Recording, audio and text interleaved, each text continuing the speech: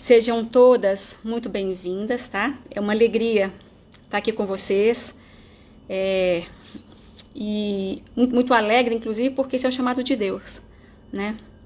E é um chamado à santidade para todos nós.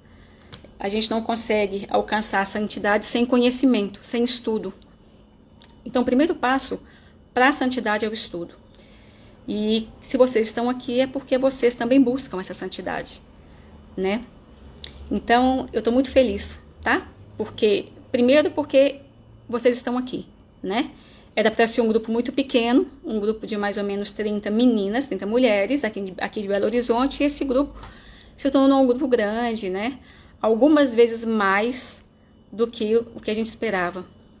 E eu vejo que vocês, né, estão buscando serem mulheres virtuosas, né? Que sabem gerir as emoções, que conseguem dominar as paixões, mulheres assertivas, mulheres que sabem pautar as escolhas, mulheres donas de si. Para isso, tem que ter virtude, porque sem virtude não vai. Sem virtude o carro não anda, né? E o nosso objetivo, gente, com esse grupo, é formar um exército, e de fato um exército mesmo, de mulheres virtuosas, que comecem transformando a si mesmas, depois as suas famílias, depois o ambiente em que vivem, mulheres que vão impactando outras mulheres, né? E pouco a pouco a gente vai transformando o ambiente que a gente vive, e pouco a pouco a gente vai transformando o mundo, né? E para quê? Qual que é o objetivo disso? Qual que é o objetivo dessa transformação? Para o nosso fim último, que é chegar ao céu, que é levar os nossos para o céu conosco, né? E levar ao céu também o maior número de almas possível. Cumprir o chamado de Deus para cada um de nós, né? Que é nos santificar aqui na terra. Sabe? Esse é o fim último, gente. Esse é o fim de adquirir virtudes. Porque a gente... pensem comigo. Tudo que Deus nos dá, toda a criação divina, nunca é para si mesmo. Então, se a gente observar o sol, ele não brilha para si. Ele brilha para a gente.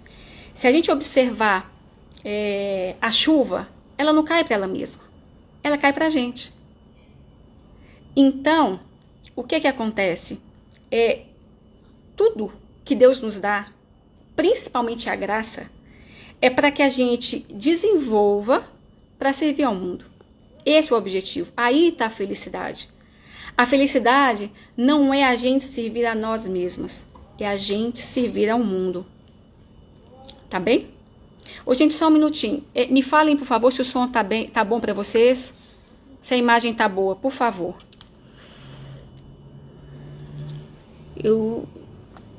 O som tá bom?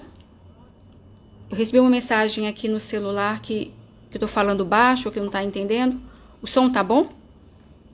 Comentem pra mim. Tá, ok. Obrigada, Denha. Antes de começar, eu só quero responder uma pergunta aqui. Algumas pessoas me enviaram mensagem, né, no particular, perguntando se essas aulas seriam gratuitas. Sim, gente, as aulas são gratuitas. Elas fazem parte do meu apostolado, tá? Já há alguns anos que eu me curei e hoje eu ajudo a curar outras mulheres. Eu digo ajudo, porque quem cura não é a gente. Quem cura é Deus. E se Ele chamou cada uma de vocês para estar aqui, é porque Ele já deu a graça para essa transformação. Se Deus já suscitou, né, em cada uma de vocês o desejo de melhorar, de buscar conhecimento, é porque Ele já deu a graça para vocês alcançarem o que vocês buscam, para vocês alcançarem essas virtudes. Então isso tem que ficar muito claro dentro da gente. Pode até parecer um pouco difícil, mas não é difícil, tá? É só porque a gente ainda não se acostumou a adquirir a virtude, a contemplar a virtude, a cultivar a virtude, que nós vamos começar a aprender a partir de agora. Eu tenho muita responsabilidade, muita, com cada alma que está aqui. E o que eu peço para vocês, de minha parte, é o comprometimento. Por que o comprometimento? É o comprometimento em assistir essas aulas, de compreender tudo que eu vou explicar e de colocar em prática, para a mudança de fato acontecer. Porque eu não trabalho para mim, a gente não trabalha para a gente mesmo, a gente trabalha para Deus. Então, eu preciso desse comprometimento de vocês para que essa mudança realmente ela aconteça, tá? Então, olhem só. Por isso é que eu estou dedicando tempo, né, de estudo, à preparação dessas aulas. Por quê? Porque eu sei que cada mulher, gente, aqui, cada mulher transformada, transforma a família. E cada família transformada, ela transforma o mundo, né? Cada mulher transforma uma família inteira. Então, por isso é importante esse comprometimento, tá? Porque o que eu posso dizer para vocês é que essa transformação, é que nos transformarmos em mulheres virtuosas, vale cada minuto dedicado a isso. É interessante, né? Porque uma vez que a gente começa a alcançar a virtude, toda a nossa perspectiva muda, sabe? A gente começa a ver as coisas de forma diferente, a gente começa a agir de forma diferente, as nossas escolhas mudam, a gente se torna mais inteligente, mais feminina, mais forte, eu diria. Então, tudo se transforma, né? E eu costumo dizer que o caminho das virtudes é tão bom que não tenha a menor possibilidade da gente voltar ao que era antes. É tão bom que se torna um caminho sem volta. E esse é o bacana, né? Por quê?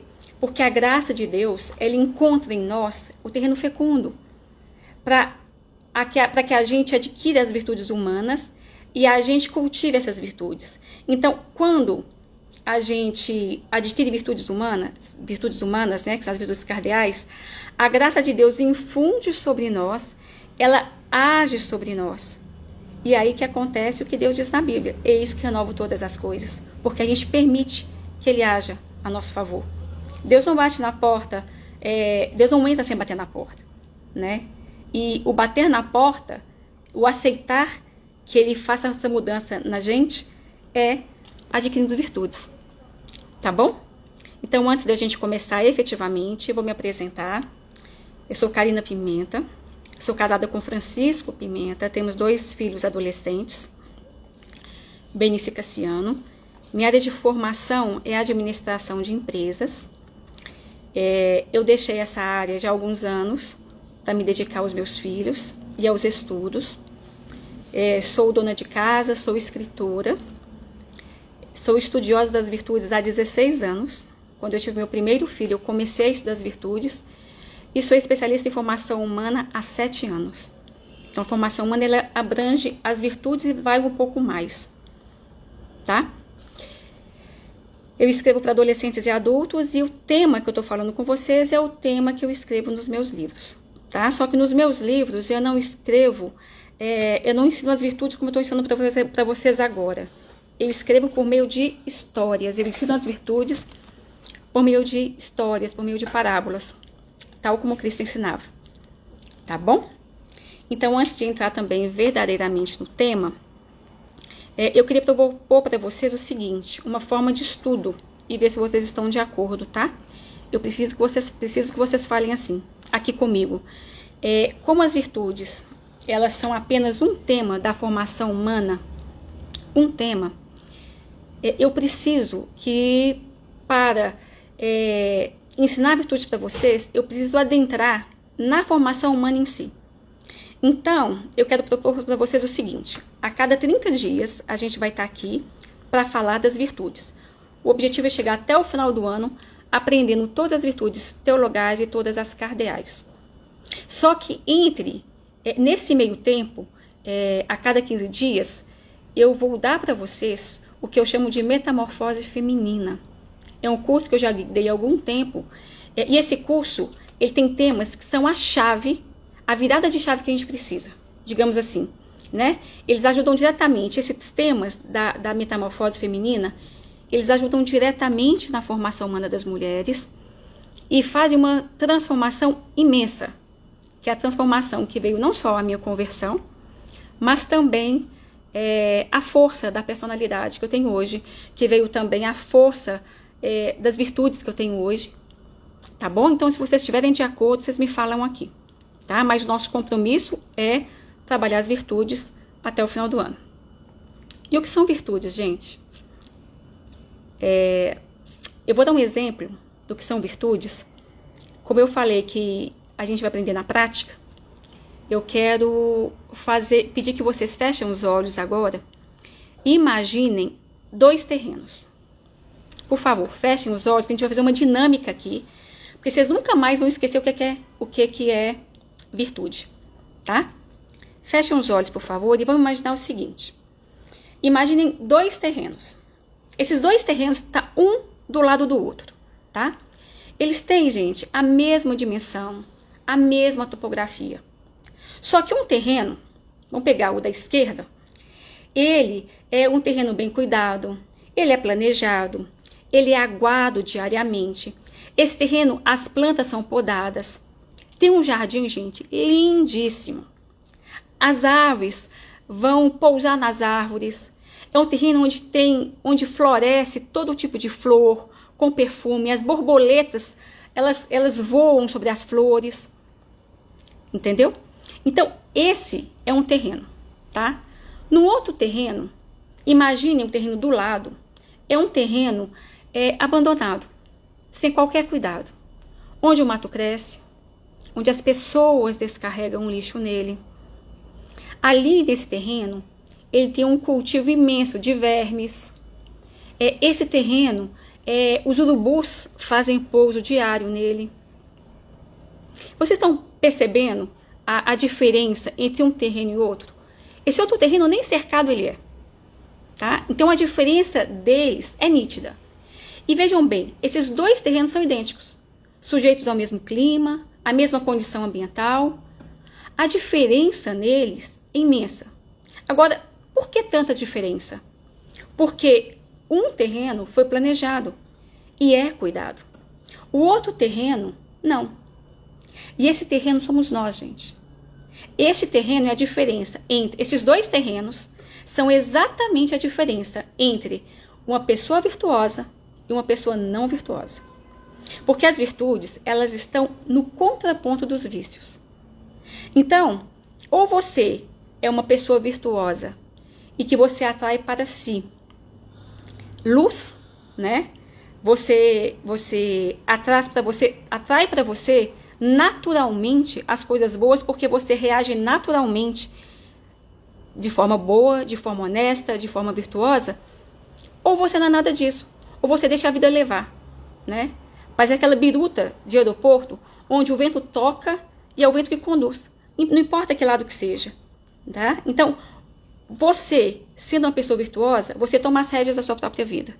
Você não sendo uma pessoa virtuosa, a vida decide por você. E quando eu digo a vida, gente, eu digo as pessoas passam a ter a chave da sua vida. Eu digo, o mundo passa a te levantar ou te derrubar. Então, você fica numa vulnerabilidade, você não vai para frente. O edifício da sua vida ele não é erguido de forma correta. Entende? Então, essa é a diferença entre uma pessoa virtuosa ou não. A Bíblia, né, em Provérbios, ela nos fala que a pessoa virtuosa, ela é mais valiosa do que esmeralda, do que rubi, do que todas as pedras preciosas. E por quê? Vocês sabem por que a Bíblia fala isso? Porque a mulher virtuosa edifica. Ela é luz. Ela dá vida em tudo. Gente, a mulher virtuosa, ela transforma a casa em lar. Ela transforma um homem em varão. Ela é o pilar sobre o qual se ergue o edifício da família dela. Essa é a diferença. Vocês estão conseguindo compreender? Então, mas afinal, o que são virtudes? Gente, virtude são a base da formação do caráter e do desenvolvimento da nossa personalidade. Tá? Elas são tão importantes, para vocês terem uma ideia, que quando acontece um processo de canonização, né, de algum santo, a primeira coisa que a igreja avalia é a qualidade das virtudes desse possível santo. Vejam a importância das virtudes para a vida humana, né? Então, as virtudes são os maiores bens humanos. É um dos maiores. A virtude é um dos maiores bens humanos que nós temos, tá? Elas são hábitos estáveis. O que são hábitos estáveis? São atitudes firmes, são atitudes habituais. Por exemplo, se alguém chegar perto de mim e me insultar, se eu sou uma pessoa virtuosa, eu não vou responder na mesma medida. Eu não vou responder insulto com insulto. Vocês entendem? Eu vou responder de uma outra forma. A minha resposta vai definir se eu sou uma pessoa virtuosa ou não.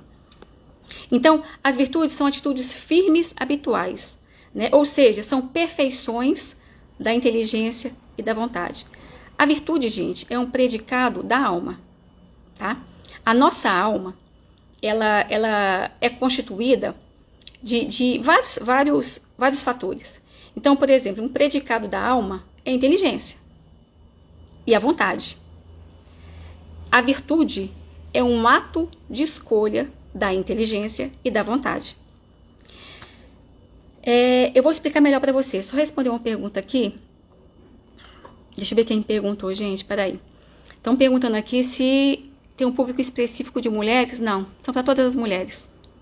São para adolescentes, mulheres adultas. Eu não falo crianças porque não tem essa percepção de conseguir compreender esse tema, tá? Mas são para todas nós, porque todas somos chamadas à santidade. Então, quando eu falo virtudes são hábitos estáveis, são hábitos que naturalmente saem da gente, tá? E que fluem, né, naturalmente, são hábitos bons, tá? O que eu quero dizer é que elas não são tendências instintivas, por exemplo, como temperamento, né? Tem pessoas que são coléricas, tá? Então, elas se deixam levar pelo temperamento. Então, as virtudes, elas não são assim. Elas não são instintivas, elas são plantadas, tá? As virtudes, elas precisam ser ganhadas, adquiridas com esforço, com muito esforço, e com empenho, e com constância, né? Então, por isso nós chamamos as virtudes de virtudes adquiridas, porque elas não nascem com a gente. Elas também não nascem feitas, elas não nascem prontas, né? Ela nasce e tem que ser cultivada como tudo que é difícil, como tudo que é bom, como tudo que requer esforço. Por exemplo, um médico, um professor, um pesquisador. Ninguém nasce médico, ninguém nasce professor. Ele tem que adquirir conhecimento, estudo para se tornar um médico, um professor, um pesquisador. Vocês concordam? A virtude é a mesma coisa. Vai requerer o nosso esforço, tá? Mas são elas, gente, que regulam os nossos hábitos. Elas ordenam as nossas paixões. Elas nos guiam de acordo com a razão e com a fé. Nem só razão, nem só fé. As virtudes, elas trazem a força sobrenatural da fé e a força da luz natural da razão. Por isso elas são tão importantes. E as virtudes também, gente, estão diretamente ligadas à nossa realização. Cristo já havia falado isso, né? Cristo, em vários momentos na Bíblia, ele nos diz que a nossa realização é responsabilidade nossa. E a gente só consegue se realizar se a gente tiver virtude. Caso contrário, a gente não consegue. Bom, outra coisa que eu quero falar para vocês é que as virtudes, elas forjam o nosso caráter. E diferentemente do que a gente aprendeu, né, lá atrás, porque a gente aprendeu que o caráter é formado até os 9 anos, gente, não é. A gente forma o caráter até o fim da vida. Da mesma forma que a gente forma a nossa personalidade até o fim da vida. Então, as virtudes, elas forjam o nosso caráter. E a personalidade da pessoa que é senhora de si, da pessoa que é livre. A presença das virtudes, elas atuam diretamente no nosso comportamento. Por exemplo, é a virtude que vai definir qual é a forma que a gente enfrenta as dificuldades, que a gente enfrenta os deveres do dia a dia. Se a gente enfrenta com coragem ou se a gente enfrenta com reclamação. São as virtudes que vai definir a presença das virtudes em nós, que vai definir a forma como a gente se comporta diante das contrariedades. Por exemplo, se a gente é como aquela árvore, né? Aquele cedro robusto, sabe? Que diante das tempestades ele não se verga, ele se mantém firme sabendo que aquela tempestade vai passar. Ou é como aquela madeira carcomida, sabe? Que a qualquer ameaça ela se parte, ela se quebra. Então é por isso que a presença das virtudes ela é muito importante. E nós temos, gente, 2 tipos de virtudes. Agora a gente começa a entrar no assunto. Nós temos as virtudes teologais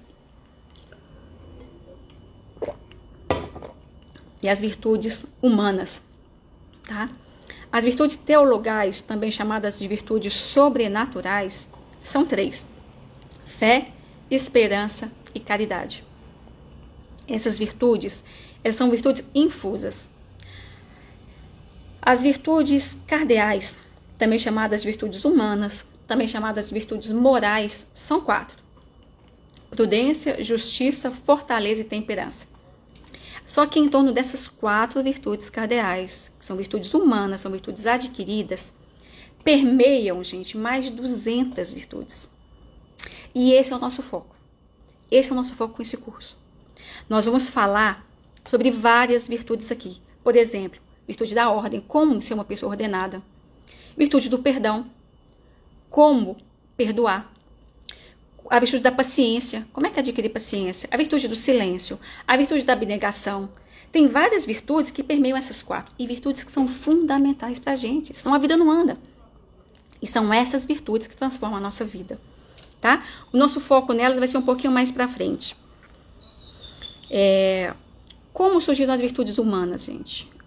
Elas foram conhecidas e estimadas, elas foram, né? Na verdade são conhecidas e estimadas há milênios, há muitos anos, pelos pagãos. Pessoas, gente, que não conheciam nada do organismo divino, nada. Elas foram condensadas por Platão. E depois de Platão condensou essas 4 virtudes. Depois de Platão, Aristóteles, né, e vários filósofos estoicos, como Sêneca, Epiteto, Cícero e outros, eles pegaram essas 4, se aprofundaram nelas e começaram a estudar várias outras virtudes ligadas a elas. Por isso nós temos mais de 200 virtudes. Na Roma Antiga, na Grécia, na Ásia, para vocês terem uma ideia, o valor das pessoas era medido pelas virtudes que elas tinham. Olhem a tamanha importância das virtudes. E um fato curioso é que as virtudes, até há milênios, eram cultivadas. E até o século passado, por volta da década de 60, elas pararam de ser cultivadas. A nossa cultura ocidental parou de cultivar as virtudes. E foi aí que o caldo entornou. E foi aí que começaram a surgir pessoas desajustadas, pessoas desequilibradas, pessoas fracas, pessoas que não conseguiam, né, manter casamentos, pessoas que se deixavam levar pela cultura, pessoas que não tinham essa base para a graça de Deus atuar. Então, tem pouco tempo, relativamente pouco tempo, da década de 1960 para cá. Então, é preciso que a gente tenha em mente que as virtudes sempre foram cultivadas há milênios, tá bom? Aqui estão pedindo, gente, para isso, falar sobre as 4 virtudes. Alguém já respondeu aqui, Tatiana respondeu. Então é isso, as virtudes a gente precisa estudar, e eu falo com vocês. Aliás, eu prometo para vocês, e olha que prometer uma coisa não é fácil, né? A gente tem que cumprir. Mas eu prometo para vocês que se vocês levarem a sério esses estudos, vocês vão ver a transformação na vida de vocês, tá? Olhem só, hoje nós vamos começar sobre as virtudes teologais, tá? A gente vai só citar um pouco das virtudes humanas, mas nós faremos as virtudes teologais em primeiro lugar. Tá tudo bem até aqui? Me falem se tá tranquilo, se vocês estão entendendo, ou se eu tô falando muito rápido.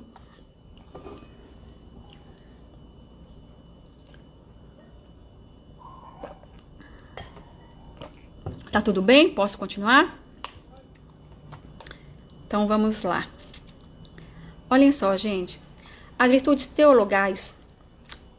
Tá, vou falar um pouco mais devagar, Josi.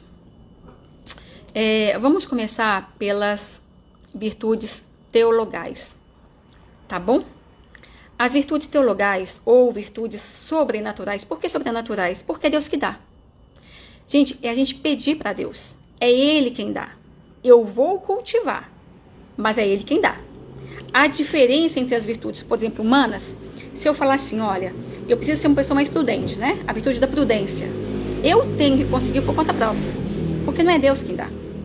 As virtudes teologais, sim. A gente tem que pedir para Ele que nos dê essa virtude, tá? Então, elas são dadas por Deus. Por mais que nós nos esforcemos, nós não temos, gente, como adquirir essas virtudes por conta própria. A gente precisa pedir a Deus essas virtudes, porque é Ele quem nos dá a fé, a esperança e a caridade. E essas 3 virtudes, elas são interligadas. Por exemplo, para eu ter caridade, que é o amor, eu preciso ter esperança. E para eu ter esperança, eu preciso ter fé. Olha que interessante. Uma virtude teologal, ela não existe sem a outra. Não tem como eu falar que eu tenho amor se eu não tenho esperança, se eu não tenho fé. E eu vou explicar para vocês direitinho que amor é esse. A gente confunde muito. Eu, por exemplo, confundia completamente. Tá? Vamos começar pela fé. Você sabe o que é fé? Quantas vezes a gente parou em algum momento e falou assim, nossa, eu não tenho fé. Eu não tenho fé. A gente tem certeza que a gente não tem fé. É porque a gente liga a fé a sentimento. E fé não é sentimento, gente. Alguém aqui tá sentindo, olha a palavra, hein? Eu acabei de falar que fé não é sentimento. Alguém aqui tá sentindo que está com uma fé pequena? Vejam bem, fé não é acreditar no que eu sinto, mas é acreditar no que meus olhos não veem. Isso é fé. Fé, gente, é eu colocar crédito nas palavras de Deus. É acreditar que Deus diz, que Deus diz e o que Deus fez desde o início da criação. Vocês sabiam que a incredulidade, ela é contrária à natureza humana? Vocês sabiam que a alma nasceu para crer? Vocês sabiam que a falta de fé é uma doença espiritual? E por que ela é doença? Porque não é próprio da natureza humana não ter fé. Não é próprio. Santo Tomás de Aquino, ele nos fala que faz parte da natureza humana crer. Se faz parte da natureza humana crer, ou seja, se nós nascemos para crer, se eu não creio, eu estou doente. É essa a linha de pensamento de Santo Tomás de Aquino. É essa a linha de pensamento de Santo Agostinho. Então, por que é que às vezes a gente não crê? Né? Se o homem nasceu para crer, por que é que eu não creio? Porque a gente cai numa armadilha ainda hoje. A mesma armadilha que os nossos pais, Adão e Eva, caíram. A resposta, gente, para essa pergunta, por que a gente não crê, ela está em Gênesis. Quando a serpente fez Eva desconfiar de Deus. Lembra daquela passagem? Né? Naquele momento em que ela cedeu à desconfiança e comeu a maçã. Ela comeu, por quê? Porque ela duvidou do amor de Deus. E ela se escondeu dele. Quando ela comeu a maçã, ela começou a duvidar do amor de Deus. A serpente, obviamente, Eva pecou por um pecado de soberba. Né? O que a serpente falou com ela? Sereis como deuses. Não foi isso que a serpente falou? Então, a serpente colocou nela uma vontade de ser também como Deus. Né? A serpente falou, olha, Deus, ele está mentindo para você. Ele não quer que você tenha um conhecimento da vida e da morte. E ele não te ama desse jeito. Ele não quer que você compita com ele. Né? Foi mais ou menos assim que a serpente falou. E o que Eva fez? Ela duvidou do amor de Deus. Duvidou tanto que depois que ela comeu a maçã, ela e Adão se esconderam de Deus. Tiveram vergonha do próprio corpo, quiseram cobrir o próprio corpo. Né? Deus procurou os dois no jardim, no paraíso, e eles estavam escondidos, duvidando de que Deus os amasse pela atitude que eles tiveram. Né? Então, gente, fé é crer. Crer no amor de Deus por nós. A falta de fé é quando a gente desconfia desse amor. É quando a gente desconfia de que a gente é amado. Gente, isso tem que ficar muito claro pra gente, porque vai fazer toda a diferença. Toda. Eu preciso que vocês me digam, se vocês não entenderem, eu explico tudo de novo. Mas a fé, ela nunca mais pode ter dúvida dentro da gente. Nunca mais, gente. Porque, olha, crer no amor de Deus não é sentir o amor de Deus. Entendam bem isso. Fé não é sentimento.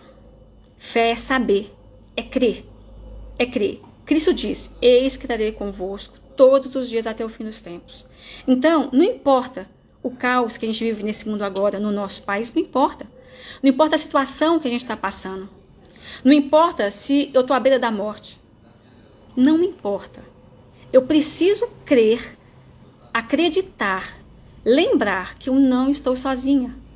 E que para tudo tem jeito, porque Deus está comigo. Mas ele quer me ver lutar. Como ele viu Jacó lutar com o anjo. Jacó perguntou para ele, mas meu Deus, você me viu lutar e você estava todo o tempo aqui, você viu o tanto que eu sofri, o tanto que eu lutei com o anjo. O que Deus falou com ele? Eu estava aqui do seu lado, mas eu queria te ver lutar. Ou seja, Deus não nos deixa um minuto sequer. Isso é fé, gente. Não importa. Não importa se a gente está no deserto na nossa vida. A gente precisa crer, não é sentir, tá? Então, é crer no amor que Deus tem por nós. Isso, gente, desde o Antigo Testamento, porque Deus nos amou primeiro, né? Quando Deus me fez, Karina, Ele me fez como eu sou hoje, com esses olhos dessa cor, o cabelo meio anelado, meio liso, cada hora tá de um jeito, com esse corpo, com essas mãos, esses dedos finos, enrugadinhos, tá? Ele me fez com esse nariz, né? E é tão interessante isso, porque quando eu era pequena, meus irmãos brincavam comigo, até minha irmã, inclusive, que deve estar aqui, a Tatiana, ela brincava comigo falando que na hora que eu nasci, eles me deixaram cair e eu esborrachei o nariz na queda. Durante muitos anos, eu ficava me comparando com as minhas irmãs, que tem um nariz perfiladinho, né? E eu ficava assim, ansiosa para quando eu crescesse, fazer uma cirurgia de nariz. Porque realmente, quando eu era pequena, era bem achatado. Agora deu uma melhorada, mas é assim. Mas foi assim que ele me fez. Eu estou falando com vocês da característica física. Mas ele nos fez internamente com outras características, né? Eu fui amada por Deus, eu fui planejada desse jeito. Vocês estão entendendo? Ele me fez com essa estatura, com essas mãos. Ele me fez com os talentos que outros não têm, mas também com umas limitações que vocês podem não ter. As mesmas limitações que eu tenho, as mesmas dificuldades que eu tenho.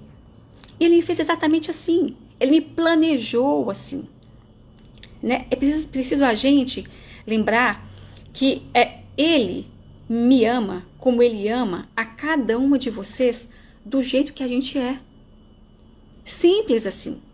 E eu preciso acreditar nisso. Eu não posso deixar que a serpente me diga o contrário. Ainda que eu não sinta esse amor dele, tá? Ainda que eu tenha certeza que eu não mereço esse amor. Ainda que eu saiba das minhas misérias, que são muitas. Ainda que eu saiba dos meus pecados. Mas Deus não olha os meus pecados e as minhas misérias. Ele me ama. Isso é fé. É acreditar nesse amor. Vamos lembrar sempre disso, tá? Fé, gente, não é sentir. Porque a gente não sente arrepio o tempo inteiro. Arrepios espirituais, né? Por exemplo, quando a gente converte, às vezes, numa igreja, por exemplo, num grupo de oração, a gente é tocado pelo Espírito Santo. E dá aquele arrepio, né? A gente fica naquela situação de efervescência espiritual. A gente sente a presença de Deus. A gente sente fé. Gente, isso é um momento específico. Durante grande parte da vida da gente, a gente não vai sentir nada. Mas é nada mesmo. Por isso é preciso a gente lembrar que a fé quem dá é Deus. E eu preciso crer que se Ele me fez, é porque Ele espera algo de mim. Ele conta comigo no plano divino. Ele conta comigo para uma missão. Tá bom? Na prática. E agora vamos para a prática, né? Já que a gente está aqui para aprender as virtudes na prática. Como eu adquiro a fé? Primeiro, pedindo para Deus. Deus, aumenta a minha fé. Deus, me dá fé. Deus, me dá fé. Deus, aumenta a minha fé. Pede várias vezes. Ele vai dar. Principalmente no sacrário. A força do sacrário é impressionante, porque ele está vivo lá, no sacrário, te esperando. Primeiro, pedir para Deus. Segundo, gente, acreditar. Independentemente de sentir. Acreditar que Deus me escolheu e que me amou primeiro. Como Deus escolheu a cada uma de vocês. Como amou a cada uma de vocês primeiro. Porque Ele é perfeito em tudo que faz. Pensam comigo, gente. Se Deus é perfeito e faz bem todas as coisas, se Ele fez a mim, se Ele fez a cada uma de vocês, vocês acham que Ele ia errar? Imagina, gente. Ainda que eu não sinta isso, né? Que eu não veja em mim as qualidades que Deus vê. Ainda que eu saiba, né? Que eu tenha certeza das minhas misérias, que são muitas. Deus me fez e fez em mim qualidades que eu jamais vou enxergar. Mas ele crê em mim, ele confia em mim e conta com essas qualidades. E conta com a minha ação, tá? Então, é isso. Todas as vezes que a gente tiver dúvida sobre a fé, a gente vai lembrar que a fé é a armadilha da serpente. Por quê, gente? Porque, vejam bem, quando Adão e Eva pecaram lá atrás, quando a serpente seduziu Eva, naquele momento que Eva deu sim, que Eva comeu a maçã, ele infundiu em nós o benefício da dúvida. Ele infundiu em nós a dúvida do amor divino. Então, essa dúvida, ela é normal para mim, ela é normal para você. Mas a gente não pode deixar que ela ganhe espaço. Todos nós trazemos dentro de nós os pecados capitais, as sementes dos pecados capitais. Inveja, luxúria, preguiça, tudo. Gula, todos nós trazemos. A diferença é que a gente não, uns deixam esses pecados capitais crescerem, outros não. Outros não deixam que esse pecado brote. E a gente tem que ser assim, fazer assim exatamente quando a gente tiver dúvida com a fé. A gente não pode deixar se seduzir pelo veneno da serpente. Porque todas as vezes, olha, guardem bem isso, que a gente estiver passando uma dificuldade, que a gente tiver um tropeço, a gente vai vacilar na fé. A primeira coisa que vai ter dúvida é a fé, do amor de Deus por mim. Então, não tenham dúvida. Quando vir assim, a fé, o que vocês vão fazer?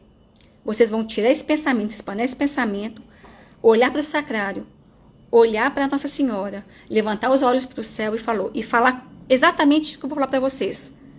Deus me ama acima de todas as coisas. Isso vai espantar a falta de fé de vocês, tá bom? Então, gente, outra coisa e muito importante é que fé é uma virtude teologal, né? Então, eu preciso pedir a Deus, mas um ato de fé ainda não é virtude. Isso é importantíssimo falar. Por que não é virtude? Porque, olha, quando eu tenho um ato de fé, ele não é suficiente para ter virtude. Eu vou ter que ter esse ato de fé 1, 2, 3, 4, 1000 vezes. Até esse ato de fé se tornar um hábito. Vocês estão entendendo? É por isso que a virtude são hábitos estáveis, firmes da nossa inteligência. Porque até se tornar hábito, eu tenho um esforço. Depois que se tornar, vai naturalmente. Então, tudo que é novo da vida da gente, tem esforço, não tem? Com a virtude é a mesma coisa. Por enquanto é esforço, depois vira hábito. Tá bom? E outra coisa, quando eu creio, né, já está finalizando a fé. Quando eu creio, gente, que Jesus morreu na cruz por mim, eu preciso pensar que se só tivesse eu no mundo, ele morreria da mesma forma. Ele daria a vida dele da mesma forma. Ele não ratearia. Ele daria por mim, Karina, daria pela Mônica, pela Mila, pela Cláudia, pela Tatiana, pela Joyce, daria a vida por cada um de nós. Cada uma de nós, né? Então, se ele veio ao mundo para dar a vida por mim, é porque ele me ama. E mais, é dessa forma que eu tenho que amar as pessoas. Vejam agora, se eu sou, por exemplo, vou dar um exemplo aqui básico, se eu sou um presente para vocês nesse momento, como eu falei com vocês, eu sou só um instrumento, tá? Só um instrumento. Há alguns anos Deus me curou. Há alguns anos, quando eu comecei os estudos das virtudes, lá se vão 16 anos, eu tive uma transformação na minha vida. Eu fui curada, tá? Através do conhecimento. Quando eu me curei, há 16 anos, eu tive a missão lá atrás de ajudar as pessoas a se curarem. Então, eu estou aqui, mas na verdade quem vai fazer essa transformação é Deus. Eu estou um passo de um instrumento. Então, olha só, se eu sou um presente para a vida de vocês, vocês são um presente para a minha vida. Por quê? Porque vocês fazem, neste momento, com que eu estude mais. E cada vez que eu também estudo, eu aprendo mais, né? Agora, ainda que eu não acredite nisso, ainda que eu não creia nisso, e eu não tenho que crer, porque eu não vejo, né? Olha só, fé é uma coisa que eu não posso pegar. Vocês concordam? Então, ainda que eu não veja, eu preciso crer. Por quê? Porque eu creio no amor de Deus e creio que Ele pediu que eu me desse a vocês. Eu creio que ele pediu que eu amasse a vocês, porque ele me amou primeiro. Tá dando para entender a dimensão da fé? Como ela cresce? Como ela faz com que a gente se doe? Então é basicamente isso. A gente não esquece, não pode esquecer que muitas de nós abandonam a fé porque encontram uma pedra no meio do caminho. Tipo o Carlos Drummond de Andrade, naquele poema, né? Havia uma pedra no meio do caminho. No meio do caminho havia uma pedra. Gente, as pedras virão, tá? E já digo para vocês de cara.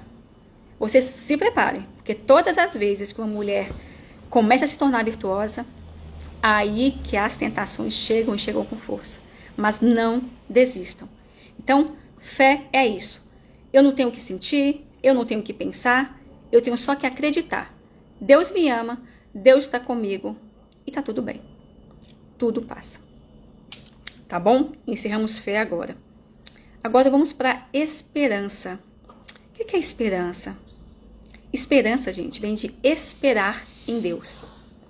Isso é esperança, né? Se eu confio em Deus pela fé, eu espero em Deus. Lembra que eu falei com vocês lá atrás que fé, esperança e caridade são inseparáveis? Por isso, para eu exercer a caridade, eu tenho que ter esperança. Para exercer a esperança, eu tenho que ter fé. Então, olha, agora nós estamos na esperança, que ela secunda a fé, né? Que é esperar em Deus. Então, se eu confio em Deus pela fé, eu também espero em Deus pela esperança. Ô, gente, vou dar um exemplo prático. Eu tenho vontade, por exemplo, de comprar uma casa. A casa dos meus sonhos. Eu sou doida com casa, né? Eu moro em um apartamento. Então, suponhamos, eu quero comprar essa casa. Né? Aí, o que eu faço? Eu vou planejar. Eu, Karina, vou planejar. Vou planejar para conseguir dinheiro, para realizar o que eu quero. Tá? Essa espera na condição material, né, de circunstância de emprego, de circunstância financeira, essa espera na realização humana, não é esperança, gente. Isso é expectativa. Isso não é esperança.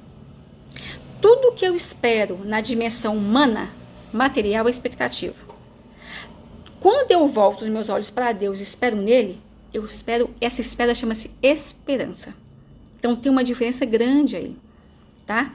Por isso que a gente se frustra tanto. A gente coloca esperança nas coisas materiais aqui na Terra. A gente coloca esperança nas pessoas. Gente, isso é só expectativa. Esperança é só em Deus. Se eu colocar nas mãos de Deus o meu sonho, né?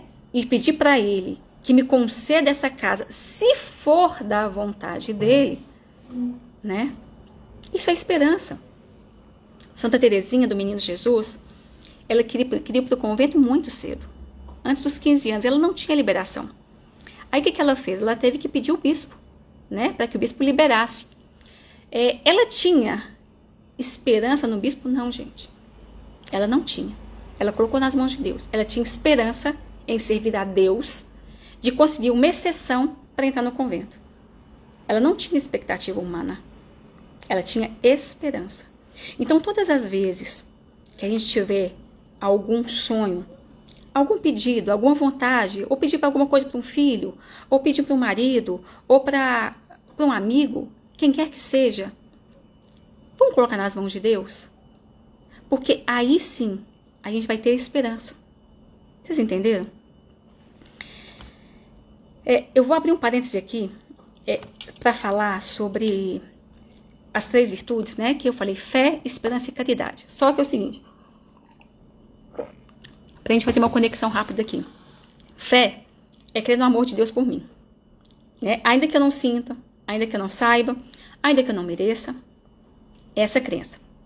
Esperança é esperar no amor de Deus, ainda que o cenário seja caótico, ainda que eu esteja com a corda no pescoço, ainda que eu não veja saída para uma situação financeira, para uma situação emocional, para uma situação familiar, ainda que eu não veja nada, eu tenho esperança, porque eu espero em Deus. Eu não estou sozinha, gente. Eu não estou nesse barco aqui dessa vida sozinha. Ainda que eu ache que eu esteja sozinha, eu não estou. Então eu tenho que esperar nele. E por fim, o último é caridade. Caridade é amar, né? Agora, é só para vocês verem a conexão de uma virtude com a outra. Agora, voltando para a esperança na prática, porque a gente está estudando na prática, esperança é ansiar ser melhor. Isso é a definição de esperança. é esperar ser melhor. Por exemplo, quando a gente educa um filho, por que a gente educa? Porque a gente tem esperança que ele seja uma pessoa melhor. Quando eu chamo a atenção de alguém, qual a finalidade de eu chamar a atenção de alguém, de uma amiga, por exemplo, fazer uma correção afetiva? Porque eu tenho esperança de que essa pessoa mudará. É por isso, né? Então a esperança, como ela é o passo seguinte da fé, ela já vem com uma crença. Então eu creio em Deus e espero nele. Todas nós temos esse chamado, gente. Todas nós. Todas nós temos uma vocação. É preciso que cada um de nós saiba qual vocação é a nossa.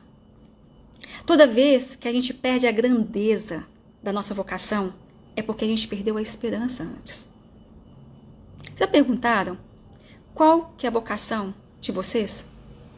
Por exemplo, a minha vocação é ser mãe, é ser esposa, é ser filha, é ser amiga. Para eu cumprir a minha vocação, eu ganhei de Deus, porque não sou eu que tenho o talento, né, da escrita. Para eu cumprir o talento da escrita, eu tenho que estudar. Para eu estudar, eu tenho que ter virtude. Então, olha, uma coisa é o talento que Deus me deu, outra coisa é desenvolver esse talento. Vocês estão entendendo? Então, vamos lá. Esperança, gente, é esperar, tá? No céu. Aqui, tá falando que quando a Cidinha tá dizendo que congelou a imagem, voltou? Vocês estão conseguindo agora seguir? Tá tudo normal agora? Porque acho que foi só falha aqui na internet. Deixa eu ver aqui, peraí. Dá um minutinho, gente. Aqui foi só falha, tá? Vejam bem, gente. Esperança é esperar o céu. Em suma, tá? Esperar o céu. Nós não estamos nessa vida para essa vida, mas para a glória eterna junto de Deus. Vamos guardar bem isso. A gente está nessa vida para encontrar com Deus na vida eterna. E o que é a falsa esperança? Agora que é interessante. É parar de esperar o céu e criar paraíso aqui na terra. Isso é falsa esperança. Gente, não houve, não há e jamais haverá paraíso aqui na terra. Jamais. A gente precisa entender isso, para a gente não ter expectativa. Então, olha, nós passamos pela fé, nós passamos pela esperança, agora a gente vai entrar na caridade. Gente, caridade, o que é? Que a gente chama de amor, tá? Caridade é fazer o bem. É fazer o bem sem querer pagamento. Porque quando a gente espera pagamento por um ato de amor, isso não é caridade, isso é falsa virtude. Isso é egoísmo. Tá? Eu vou dar o nome daqui um pouquinho mais na frente. Então, caridade é fazer o bem pelo bem. Porque a depender da nossa intenção, vejam bem, a caridade deixa de ser virtude. Então, eu preciso pedir a Deus para purificar a minha intenção. Gente, toda vez que a gente vai fazer algo, olha, não importa o que seja, gente, eu preciso pedir a Deus para purificar a minha intenção. Sabe, quando eu vou fazer uma comida para alguém, quando eu vou servir alguém, eu me pergunto, qual que é a intenção que eu estou fazendo aqui, que eu estou trabalhando, né, nesse alimento para servir a pessoa. A nossa intenção tem que ser purificada, porque senão ela deixa de ser virtude. Deus sabe todas as coisas, vê tudo que a gente faz. Então é preciso que a gente peça isso para Ele, para purificar a nossa intenção. Porque caridade é eu empenhar-me em fazer o bem, e não só fazer o que me agrada, tá, gente? Mas o que precisa ser feito. Eu vou falar uma coisa para vocês. Por exemplo, me agrada muito e me causa muito esforço escrever, tá? Mas eu digo para vocês que quando eu estou escrevendo eu me sinto no céu. Mas quando eu estou aqui, eu tenho que falar com as pessoas, não me é muito confortável. Não é assim que eu diria um talento, sabe? É algo que eu preciso aprender para falar, entendem? Então, assim, o amor é isso. É eu fazer algo que precisa ser feito, independentemente se me dá conforto ou não. Sabe? É eu me empenhar em fazer o bem, pelo bem, sem esperar algo em troca. Vocês estão entendendo? Isso é caridade. Ninguém ama mais do que aquele que deu a vida pelos seus amigos. Não é isso que Jesus diz? E vocês sabem o que é dar vida na amplitude humana? Porque Deus morreu na cruz por nós. Ele deu a vida por mim, Karina, por cada um de vocês. Né? Isso é amar de verdade. Mas na amplitude humana, eu acredito que muito poucos de nós, né, como os mártires, por exemplo, tiveram essa oportunidade de dar a vida mesmo na cruz por alguém. Né? Na nossa esfera, no ordinário do nosso dia a dia, na nossa vida prática, o que é dar a vida pelo outro? Né? É dar o que é mais íntimo nosso, sabe? Os nossos pensamentos, os nossos projetos, os nossos planos, o nosso tempo. Isso é amar. Né? Quando eu penso no bem do meu próximo, quando eu rezo pelo meu próximo, quando eu mesma, né? Olha, eu vou para a minha igreja rezar, aí começa a vir na minha mente as minhas amigas que estão precisando, as necessidades de cada uma. E naquele momento eu precisava pedir para mim. Então, eu abro mão de mim para pedir para elas. Isso é amar, gente. Né? É oferecer um sacrifício por quem está precisando. Eu me interessar pelos problemas dos meus amigos, dos meus conhecidos. É eu sair de mim. Isso é amar. Amar de verdade é quando eu me dirijo ao outro. É servir ao outro. Porque caridade é servir. Isso é o verdadeiro amor. Né? E a cura que a gente encontra no céu, a gente encontra na caridade, gente. Santo Tomás de Aquino já falava isso. A cura que a gente vai encontrar lá no céu, a gente encontra na terra, exercendo a caridade. Né? Mas antes também de eu continuar esse assunto de caridade, eu preciso falar para vocês o que é uma falsa caridade. Chama filáusia. Eu não sei se vocês já ouviram falar esse termo, né? Um termo bem estranho, bem feio, assim, palavra esquisita. Filáusia é o amor desordenado. É o falso amor, né? Por quê? É o amor de si contra si. Essa é a melhor definição de filáusia. Por exemplo, quando eu falo assim, eu quero ser feliz, por isso eu bebo. É filáusia. Eu quero ser feliz, eu não estou bem no meu casamento, eu quero ser feliz, eu não quero mais continuar com esse meu marido, né? Aí eu vou trair. Isso é filáusia. É o amor de si contra si. Olha que interessante, né? Então, por causa da filáusia, escreve filáusia, F-I-L-A-U-C-I-A. Filáusia, tá? Um exemplo de vários casamentos que se acabam é justamente por isso. Eu penso na minha felicidade pessoal. Não estou olhando para o outro. Gente, eu vou falar uma coisa para vocês. A grande maioria dos casamentos acabam porque a gente acha que o outro não está nos fazendo felizes. Mas olha, o outro nunca vai preencher o espaço dentro da gente que é destinado a Deus. Jamais, nem filho, nem marido, por mais que a gente os ame. Quando você adquire virtudes e ama a Deus, a sua vida consegue alcançar uma dimensão tão grande que a felicidade naturalmente ela chega como consequência. Aí você não cai no vazio. Um dos temas que nós vamos estudar aqui é o fim do vazio existencial. Que eu preciso tratar isso com vocês. Eu preciso tratar com vocês o perdão e a felicidade genuína da mulher, tá? Só dar um parêntese aqui. Voltamos aqui à filáusia, né? Então, esse amor desordenado. O amor desordenado é a filáusia. O amor ordenado é a caridade. Né? Então, olha só, gente. A caridade, vamos só fazer uma retrospectiva. Caridade é o amar a Deus. Eu amo a Deus, amando ao próximo. Ponto.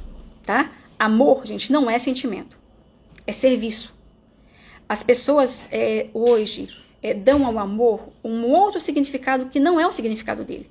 O sentimento do amor é uma faceta do amor de verdade. Amor mesmo é serviço, é servir.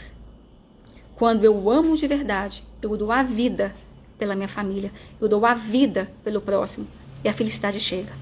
Vocês vão conseguir encontrar isso, vocês vão conseguir compreender isso, exercendo a caridade de verdade. Então, olha, vejam bem, caridade, fé, esperança são 3 virtudes teologais que a gente precisa pedir para Deus. E Deus nos dá. E aí a gente vai fazer o quê? a gente vai pedir cada vez mais para Deus aumentar isso na gente, essas virtudes na gente, e a gente cultivar as virtudes humanas para que essas virtudes teologais encontrem espaço para frutificar. Tá bom? Eu vou falar, gente, deixa eu ver, olha, eu falei que não ia ultrapassar 1h10, 1h15, tá? Então, só para a gente chegando aqui nos finalmente. Vou falar um pouquinho das virtudes humanas, né? E as falsas virtudes, que é muito importante, tá? Gente, falsa virtude. O que é falsa virtude? A falsa virtude, ela depende muito da finalidade da virtude. Se ela é vaidosa, ela não é virtude, né? Então, por exemplo, se eu faço alguma coisa para ser vista, para ser admirada, isso não é virtude, é exibição. Compreendem? Se eu vou dar uma esmola, mas eu vou dar de forma para que vejam, isso não é virtude, gente. Então, olha só, outra coisa que não é virtude são as qualidades dos temperamentos. Eu não sei se você sabe sobre os temperamentos, que também vai entrar na aula de formação humana, que nós vamos dar uma aula sobre 4 temperamentos. O temperamento colérico, fleumático, melancólico e sanguíneo. Então, cada temperamento, ele tem uma aptidão maior. Então, tem pessoas, por exemplo, que são extremamente bem-humoradas, né? Que é a característica dos sanguíneos. Eles são o sol da casa, tá? O que é natural para o temperamento não quer dizer que seja virtude. Vocês entenderam? Toda virtude ela é conquistada por meio de esforço. Toda virtude, virtude humana, é conquistada por meio de esforço, tá? Então, a gente não pode confundir isso, porque às vezes a pessoa, por exemplo, ela é bem-humorada, né? Mas ela é bem-humorada por causa do temperamento dela. Não é porque ela se esforçou para adquirir uma virtude, tá? Então, isso também é uma falsa virtude. Outro exemplo de falsas virtudes são as pessoas que fora de casa, eles banham simpatia, né? Dentro de casa é o cão chupando manga. Gente, isso não é virtude, né? Tem até uma história muito interessante, que uma mulher, ela tinha um marido que espancava essa mulher todo dia. Todo dia, ela tinha um filho, só e esse marido morre. Ia pro boteco, voltava bêbado e espancava a mulher. E na hora do enterro, os amigos dele, né, foram no enterro e ficavam, nossa, mas que amigo, era um exemplo, né? Esse cara era um cara, a amabilidade em pessoa, e desfilaram 1000 elogios pro cara, que estava lá sendo velado. Aí a mulher chega pro filho, né, e fala assim, olha filho, vai lá na urna e vê se é seu pai mesmo, porque eles estão falando de uma pessoa que eu não conheço. Né? Então é isso, sabe? São falsas virtudes, né? E a gente precisa ficar muito esperta com relação a isso, tá? E outra coisa que eu queria falar com vocês é sobre as características das virtudes humanas. As virtudes humanas, gente, ela tem umas características bem peculiares. Primeiro, porque elas são humanas, né? Não são sobrenaturais. Ou seja, elas podem e devem ser vividas por qualquer ser humano, em qualquer época, em qualquer cultura, em qualquer localização. A mesma virtude aqui é a mesma na China, é a mesma na Índia, é a mesma na Ásia, é a mesma na Europa. Não tem diferença, tá? Segundo, é que o valor fundamental dessas virtudes, né, estão convertidas também à filosofia grega, à sabedoria oriental, à lei de Moisés, o cristianismo. O que eu quero dizer para isso? Que acerca dos valores das virtudes estão outras religiões também, que adotam as virtudes, outras culturas, né? E o terceiro é que o seguinte, as virtudes são estacas, tá? As virtudes humanas, olha, isso é muito importante, são estacas sobre as quais as virtudes sobrenaturais, essas que a gente pediu para Deus, se apoiam. Então, se a gente não tiver uma base de virtudes humanas, como é que a virtude que Deus vai infundir na gente, que é a fé, a esperança e a caridade, vai florescer? Não tem como, gente. Tem que ter uma base, tem que ter um terreno fértil. E esse terreno são as virtudes humanas, né? Então, as virtudes humanas, elas são vivificadas pela graça do Espírito Santo naqueles que vivem a graça de Deus, tá? Para finalizar, eu quero contar para vocês uma historinha muito interessante que eu escutei foi há umas 2 semanas, para vocês verem o que é uma pessoa virtuosa. Tinha um tenente russo, Stanislav Petrov, acho que é esse nome mesmo, se não me engano, tá? Deixa eu consertar aqui. Esse terreno russo, ele gerenciava um lugar onde controlava os mísseis na época da Guerra Fria, os mísseis russos, né? Ficava mais ou menos, esse posto onde ele ficava mais ou menos a uns 100 quilômetros da Rússia. Ficava mais ao sul, né? Então, a Rússia, na época da Guerra Fria, ela ficava em guerra com os Estados Unidos. E ela tinha, tanto a Rússia quanto os Estados Unidos, armação, né, arma nuclear suficiente para acabar com o mundo várias vezes. Só para vocês terem uma ideia da potência bélica que tinha a Rússia, né? E num determinado momento, o detector de míssil começou pim, pim, pim, pim, pim. E aí, esse Stanislav, ele ficou surpreso, né? Porque o protocolo era o seguinte: se o detector de míssil soasse, ele era obrigado a comunicar com seus superiores para que houvesse um contra-ataque. Esse era o protocolo. E os russos, gente, respeitam muito o protocolo. Muito, né? Então, o que acontece? Só que esse tenente, ele conhecia os seus superiores. Ele sabia que a última coisa que os seus superiores fariam era ponderar se realmente era um ataque ou se realmente poderia ser um defeito, né? Então, o que ele fazia? O que ele fez? Olha a força das virtudes. Ele tinha a obrigação de comunicar aos seus superiores. Naquela época, o regime militar russo era o seguinte: se a pessoa desobedecesse, tinham duas situações que aconteceria com ela. Ou ela ia ser torturada até a morte, ou ela ia para aquelas prisões chamadas Gulag. Vocês já ouviram falar? Aquelas prisões russas, em que ficavam presos políticos e que eles morriam lá, desapareciam. Eles eram torturados, forçados a trabalhos pesados. Então, o que acontece? Mesmo correndo esse risco, o que ele fez? Ele não comunicou aos seus superiores. Por quê? Porque ele pensou o seguinte: se ele dissesse que o sistema começou a apitar, essa comunicação dele ia passar por uma cadeia de comando, ia chegar lá no alto, né, do seu superior, e eles iam apertar o botão, simplesmente apertar o botão para o contra-ataque. Gente, e ali simplesmente seria o fim. Seria o fim da inteligência humana na Terra, pelo menos parte da Terra, né? Então, o que ele fez? Ele trouxe para si a responsabilidade por virtude. Ele trouxe para si a responsabilidade, ele não avisou seus superiores, ele avaliou e falou assim: mas espera aí, pode ser que dê erro, pode ser que o sistema dê erro, tudo é passível de erro, né? E de fato ele foi verificar, o sol bateu na nuvem e refletiu nesse sistema deles, e ele viu que na verdade foi um disparo em falso. Gente, nós do mundo ocidente soubemos disso anos depois, mas esse cara foi um super-herói, né? Esse cara impediu o fim da vida inteligente na Terra, ou pelo menos da vida inteligente parte da Terra. E que virtude que ele teve, gente? Duas virtudes: a virtude da prudência e a virtude da coragem, né? Por quê? Porque qualquer um, na posição dele, ia simplesmente cumprir ordens, ia falar assim: se der um problema, o problema é de quem fez esse sistema, então não é meu problema, né? Eles estariam salvaguardados porque eles estavam num lugar e que eram protegidos dos mísseis, né? Mas e o resto da humanidade? Ele não pensou só nele, ele pensou em todos, ele não pensou só na família dele, porque naquela época, quando eles trabalham nesses locais onde ficavam os mísseis, toda a família era resguardada. Então não era pela perda dos parentes dele, era por virtude, né? Então o que eu quero falar com você sobre isso? Eu quero falar que as pessoas que constroem o mundo são essas pessoas virtuosas.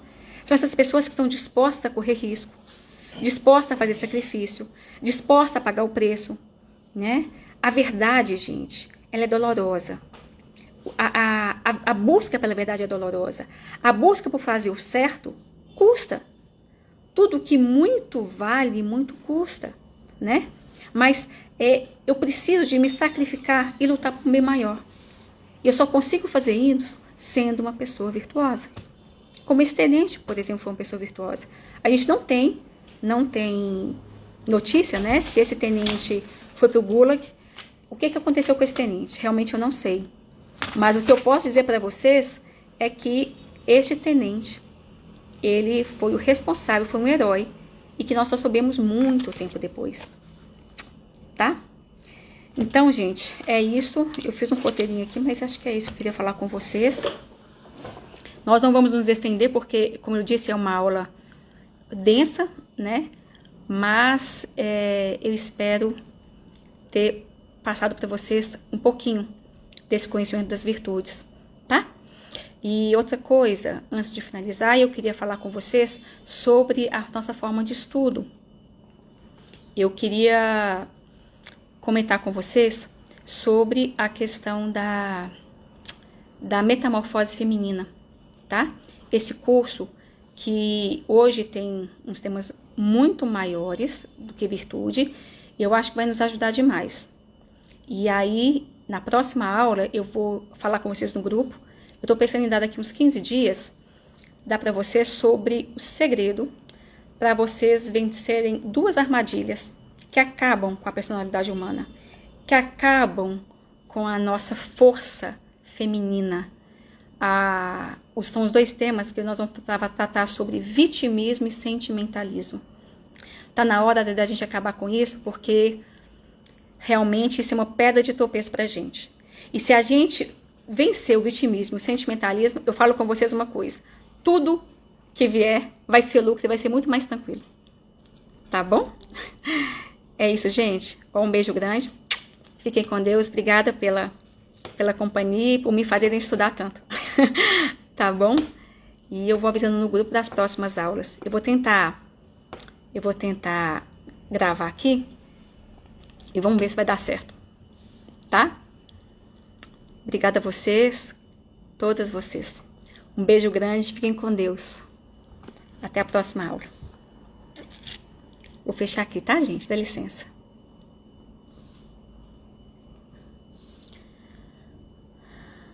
Peraí.